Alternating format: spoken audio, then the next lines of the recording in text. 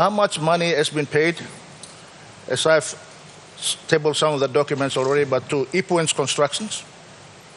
And I can assure this House, James Marape has no shareholding association with the companies that has been mentioned. James Marape do not own a company when I've been member since 2007 up till today. Here is one of the biggest fat lies he told the country.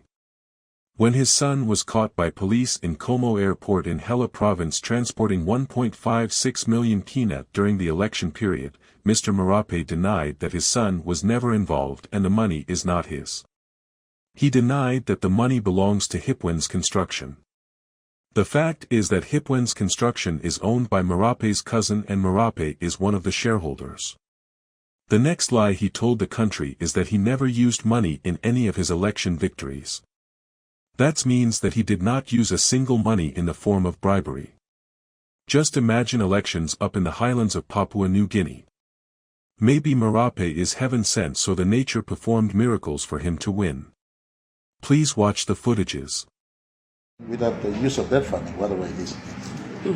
I don't know exact amount to the last toy, because it's not my money, it's something that belongs to the company. So for me, something that comes out of it, Papua New Guinea should see. My son was also in the mix.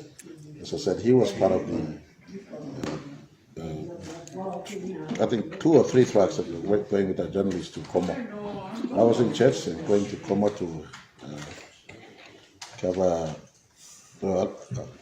give coverage to those journalists who were traveling, and we were in that convoy, and they went all the way to Como, and we were part of that mix where the company who director brought the money was apprehended. So one thing good you would have seen, just because he's my son, I never went in the police and demanded his release. Like everyone else, I think stayed 2 nights in the cell and initiated the process of bail, and then they're going through the due process. Follow the story, whatever the charges is, it will carry on until it reaches the end of the processing as far as prosecution and completion of a court case are concerned. But from what I've been advised by police, it's not money for politicians, or it's not illegal money, a private company. It operates a construction site in the province. They had to bring in those money for its construction purposes or whatever it is.